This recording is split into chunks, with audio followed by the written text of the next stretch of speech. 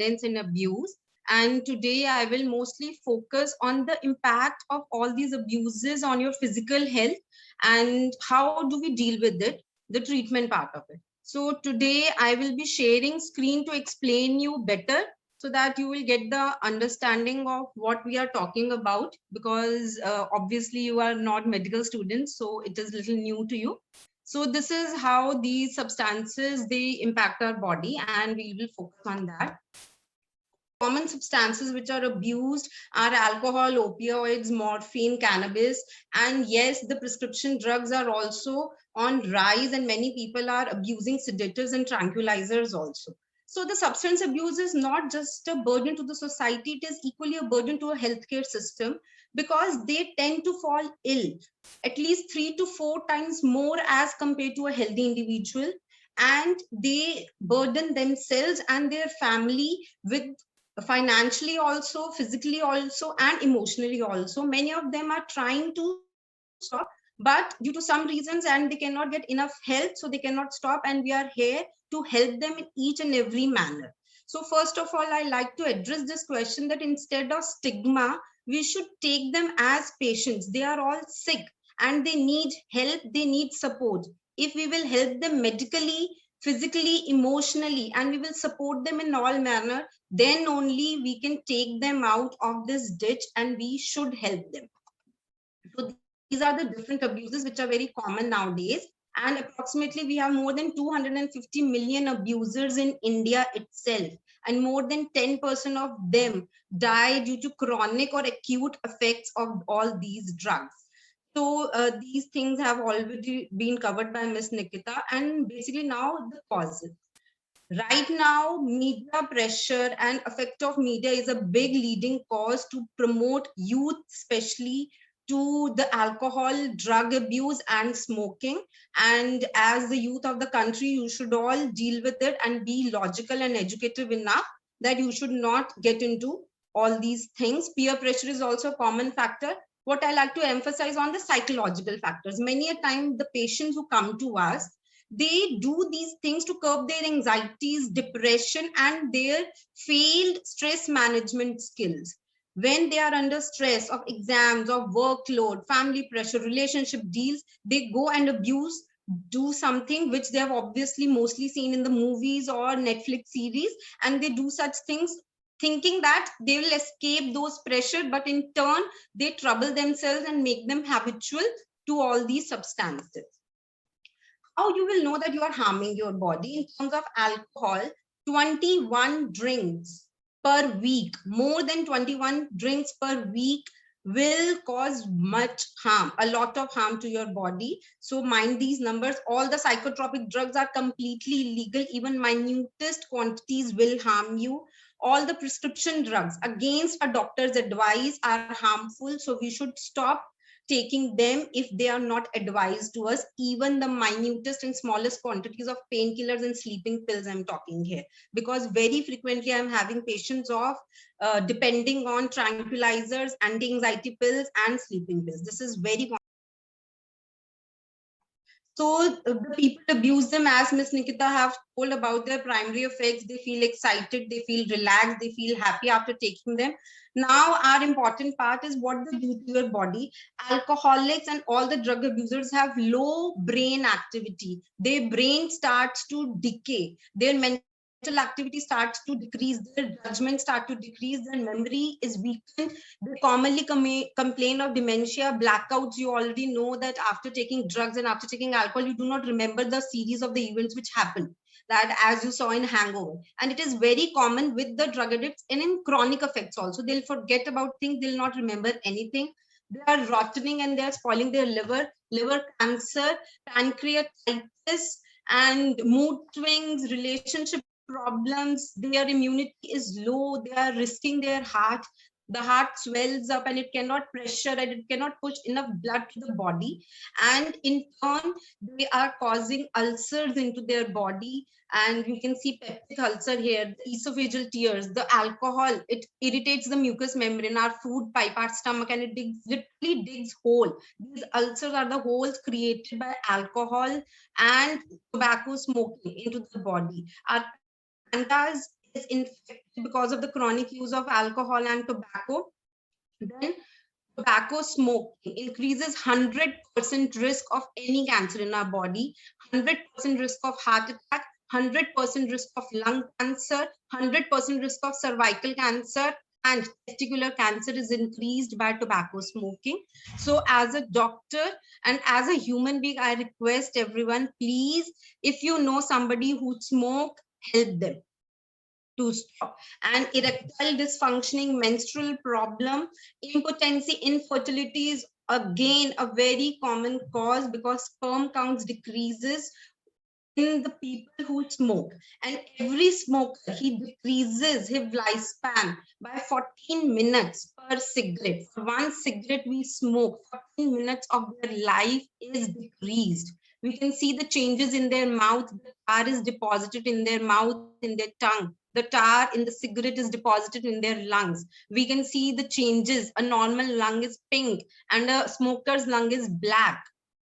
And very commonly smokers have gangrene, where our blood vessels, they cannot receive enough blood supply because the nicotine in the tobacco, in the cigarette, it reaches our body and it stops and it blocks the blood vessels. So when any part will not receive blood supply, we will end up having gangrene.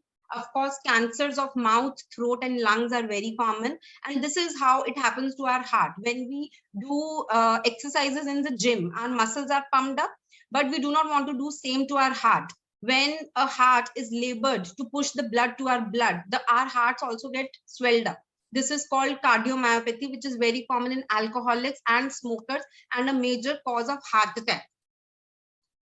The changes in the skin. So you must take care of all these because we all want to look young and beautiful, but alcohol and smoke, they spoil your skin. They give you wrinkles, they give you anemia, they give you blemishes, pigmentation is there, the skin is dried up, and literally your skin is also burning with dew. So these are the changes which we can see in a non-smoker and a smoker.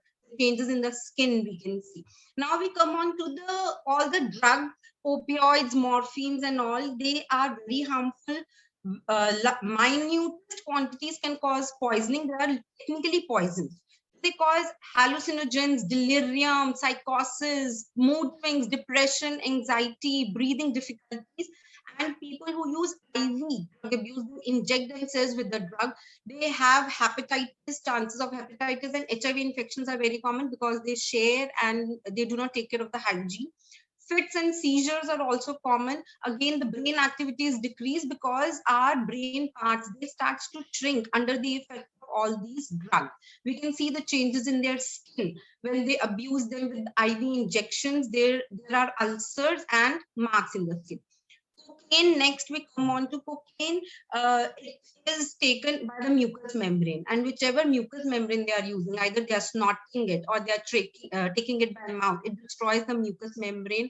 In males, it decreases the sperm count, it causes infertility, it causes impotence. Cancers are again associated with it. Blurred vision problems, they cannot see properly.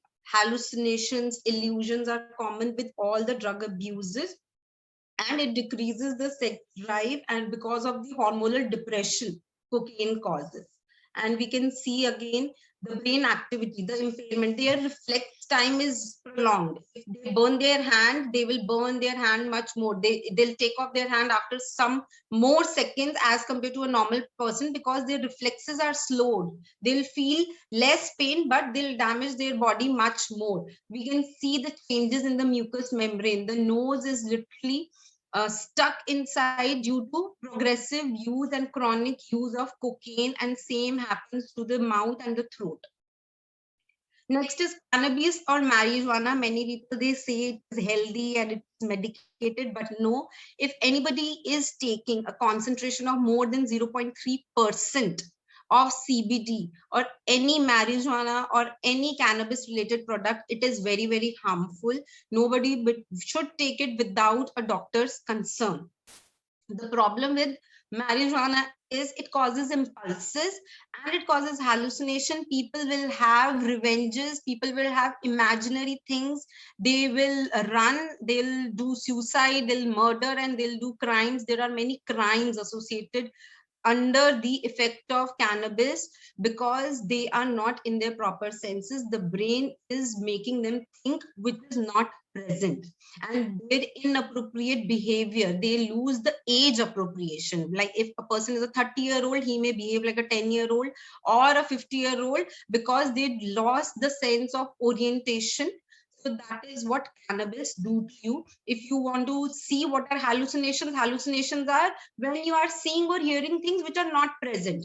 Many, it's lot of common that cocaine abusers, they say we are having, we are feeling under our skin, and they cut their skin to prove that we have a bug under our skin which is actually not present. They'll scratch here and there and saying that we are having itching or we are having some problem, but actually it is not there.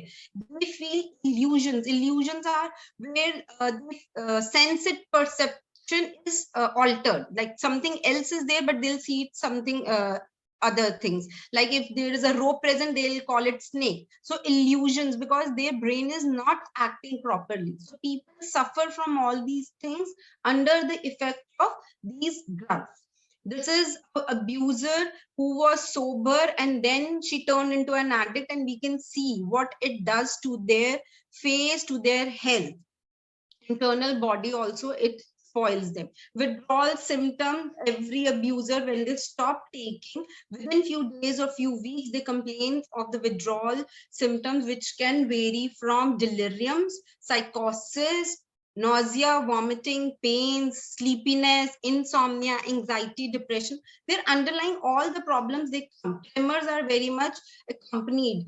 In our hospital practice, withdrawal symptoms we face when patients are admitted to the hospital due to some reason, and obviously they are not getting their habituated amount of alcohol or accustomed amount of drug, and they develop withdrawal symptoms during under the treatment, and then we have to treat them in a double thing, because we have to treat their disease condition also and the withdrawal effects also. That's why we are saying that it is a havoc for medical practice and we must help them.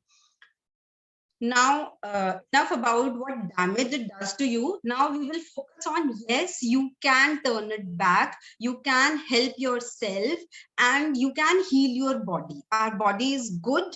If you stop on time, like for alcoholics, you can turn your liver back to normal. Within few weeks, it will be back to normal. If you stop alcohol, your cholesterol levels, your blood sugar levels, they will come to normal. Your sleep, your withdrawal symptoms, they'll go back if you're taking a proper treatment and if you do not abuse yourself with all these things. For smokers, again, most of the smokers, they complain that we do not smell properly, the food doesn't taste nice to us. So if you stop smoking, within few days all your senses, they'll come back to normal. Your risk of heart attack will decrease and the withdrawal symptoms will go back. And within 1 year, if a person stops smoking, within 1 year his lungs will be as good as a non-smoker lung. So yes, we can do it. We can reverse their health, physical and mental, both.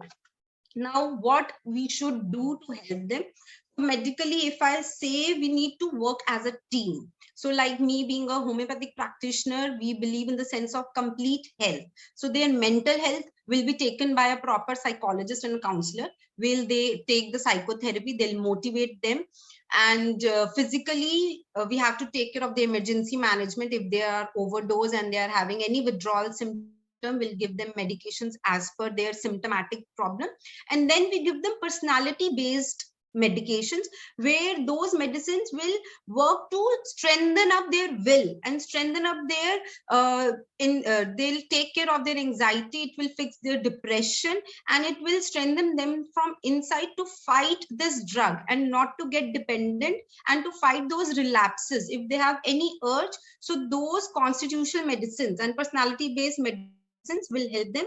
Many a times we have to use drug replacement therapy. And yes, if you know somebody, so sudden stoppage is never a solution. We always wean their substance. Like if they are taking 100 ml per day, then we reduce it to 90, 80, 70, and we replace it with medications where it will help them to control the withdrawal symptoms, which is very important. And next is again the lifestyle fixation, where we first we take the history that in which circumstances the patient fell prey to the substance, and then we analyze things. We give them a proper nutritious diet to fix whatever problems they have and to strengthen their body, and we give them a proper physical activity routine as per their capability, and we fill the facets in their routine, the vacuums in their routine where they feel the urge to abuse that substance. We give them a proper recreational activities for those episodes,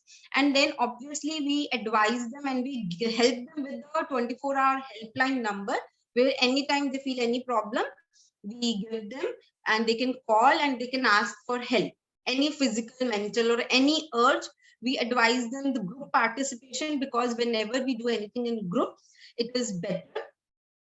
Again, in my clinical practice, many of these remedies, they have come and they have been very helpful for us in my practice.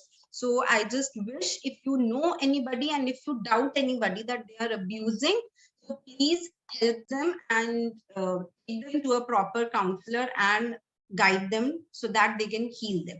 Thank you, and questions are welcome.